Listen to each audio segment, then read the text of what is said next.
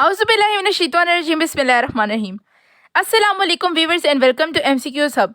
तो आज की इस वीडियो में मैं आप लोगों के साथ शेयर करने जा रही हूँ आर्म फोर्स नर्सिंग सर्विसेज 2023 के सॉल्व्ड MCQs जो कि तमाम सेंटर्स में अभी भी आ रहे हैं और गुज़िश्ता जो साल गुजरे हैं उनमें भी MCQs बार बार रिपीट हुए हैं।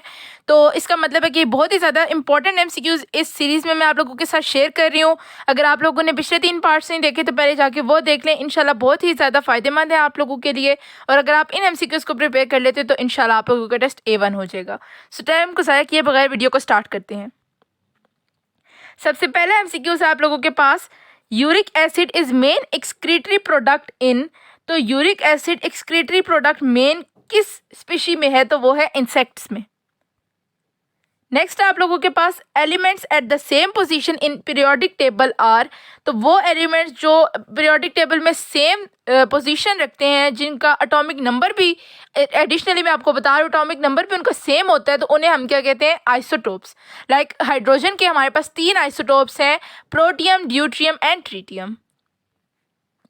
नेक्स्ट आप लोगों के पास प्रोडक्टिव थ्योरी इज अ। तो प्रोडक्टिव थ्योरी क्या है आप लोगों के पास? Theory testing scientific law. Next is in periodic table elements having different properties. तो पीरियोडिक टेबल में एलिमेंट्स कौन से हैं जिनकी प्रॉपर्टीज जो है वो एक दूसरे से डिफरेंट है? वो है लिथियम एंड बेरियम। नेक्स्ट आप लोगों के पास सिनोनिम ऑफ एडवर्स। तो सिनोनिम होता है मीनिंग, तो एडवर्स का आप लोगों के पास मीनिंग क्या है? अनफॉर्चुनेट। नेक्स्ट आप लोगों के पास the viruses are considered as non living organisms because of. तो वायरसेस को नॉन लिविंग ऑर्गेनिज्म भी क्यों कहा जाता है? वायरसेस जो है वो बच्चों बॉर्डर लाइन पे होते हैं, ना वो लिविंग ऑर्गेनिज्म है ना वो नॉन लिविंग ऑर्गेनिज्म है। अब उन्होंने पूछा कि नॉन लिविंग ऑर्गेनिज्म वो अपनी किस स्पीशी की वजह से है तो वैसे बहुत सी स्पीशीज की वजह से, लेकिन यहाँ पे शायद ऑप्शन में ये था कि वायरसेस जो है वो क्रिस्टलाइन इन नेचर है, वायरसेस को हम इजीली क्रिस्टलाइज फॉर्म में करके स्टडी कर सकते हैं। नेक्स्ट आप लोगों के पास which is the active transport process. तो एक्टिव ट्रांसपोर्ट का कौन सा प्रोसेस है? That is diffusion, which is the movement of molecules from the area of higher concentration to the area of lower concentration. Next आप लोगों के पास productive theory is proposed by. तो प्रोडक्टिव थ्योरी किसने पहली दफ़ा पेश की थी? वो था मर्जनल। नेक्स्ट आप लोगों के पास total number of pulmonary veins in human. तो एक इंसान के अंदर कितनी पुल्मोनरी वेन्स होती हैं? 4 pulmonary veins are present in a human. Next आप लोगों के पास beats are produce due to. तो बीट्स जो है वो दिल की धड़कनें क्यों प्रोड्यूस होती हैं? Due to interference. नेक्स्ट है which of the following are diagonal to each other. तो डायगोनल मीन्स के डिफरेंट एक दूसरे से, क्योंकि डायगोनल्स को हम क्या कहते हैं? एक पॉइंट पे डायगोनल्स मीट करती हैं, वरना डायगोनल्स एक दूसरे से डिफरेंट होती हैं। तो डिफरेंट कौन से हैं? अब 2 एलिमेंट्स वो हैं लिथियम एंड बेरियम। ये अभी MCQs पीछे भी आया था, लेकिन यहाँ पे उन्होंने थोड़ा सा आपको चेंज करके थोड़ा कंफ्यूजिंग सा करके दिया है। नेक्स्ट आप लोगों के पास electric motor converts dash energy into mechanical. तो इलेक्ट्रिक मोटर जो होती है वो electrical energy into mechanical energy को में कन्वर्ट करती है। हालांकि अगर यहाँ पे आपके पास आ जाए जनरेटर कन्वर्ट्स, तो जनरेटर में आप कहेंगे कि वो मैकेनिकल एनर्जी को इलेक्ट्रिकल एनर्जी में कन्वर्ट करता है।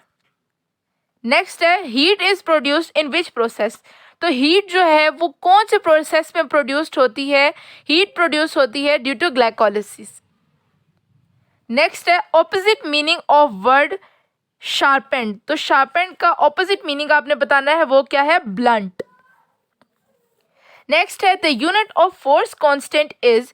तो फोर्स कांस्टेंट क्या होता है? जो आप लोग सिंपल हार्मोनिक मोशन में स्टार्ट में करते हैं ना, तो वहाँ पे के क्या है आप लोगों के पास? उसमें फोर्स में और डिस्टेंस में यूनिट है, मतलब रेशो है इन दोनों की। तो उन्हीं दोनों की यूनिट्स की रेशो ही आप लोगों के पास कांस्टेंट ऑफ फोर्स का यूनिट आ जाएगा, वो है न्यूटन पर मीटर। नेक्स्ट MCQs आप लोगों के पास स्पॉन्टेनियस रिएक्शन इज। तो स्पॉन्टेनियस रिएक्शन आप लोगों के पास कौन सा है जो जल्दी से आपको आगे से reaction they? Spontaneous reaction is कौन से स्पॉन्टेनियस रिएक्शन? वो है आप लोगों के पास एक्सोथर्मिक रिएक्शन, बिकॉज इसमें सडनली या कोई फ्लेम अपीयर होता है या फिर अचानक से आप लोगों के पास हीट डिस्चार्ज होती है। नेक्स्ट है आप लोगों के पास the chemical link between catabolism and anabolism is. तो केमिकल लिंक एनाबॉलिज्म और कैटाबॉलिज्म के दरमियान क्या है? ATP which is adenosine triphosphate. Next is maximum range of projectile at angle of. तो इसका आप लोगों के पास आंसर है 55 डिग्री, 45 डिग्री, 65 डिग्री या फिर 70 डिग्री। तो इसका करेक्ट आंसर है 45 डिग्री। नेक्स्ट आप लोगों के पास electron volt is unit of. किसकी यूनिट है इलेक्ट्रॉन वोल्ट? करंट की, एनर्जी की, फोर्स की या फिर टॉर्क की। तो इलेक्ट्रॉन वोल्ट आप लोगों के पास यूनिट है एनर्जी की। नेक्स्ट है alcohol react with carboxylic acid in the presence of. तो अल्कोहल कार्बोक्सिलिक एसिड के साथ किसकी प्रेजेंस में रिएक्शन देती है? हाइड्रोक्लोरिक एसिड की प्रेजेंस में, सल्फ्यूरिक एसिड की प्रेजेंस में, नाइट्रिक एसिड की प्रेजेंस में या फिर कार्बन मोनोऑक्साइड गैस की प्रेजेंस में। तो the correct one is sulphuric acid की प्रेजेंस में अल्कोहल जो है वो कार्बोक्सिलिक एसिड के साथ रिएक्शन देती है।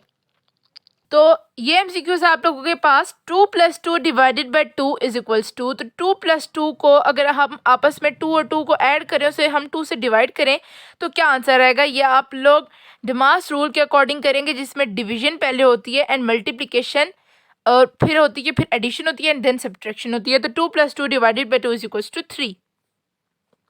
Thanks for watching this video. अगर आप लोगों को कोई वीडियो पसंद आई है तो इसे लाइक करें, अपने फ्रेंड्स के साथ शेयर करें और मेरे चैनल को सब्सक्राइब करें। अपना ख्याल रखें। अल्लाह हाफिज़।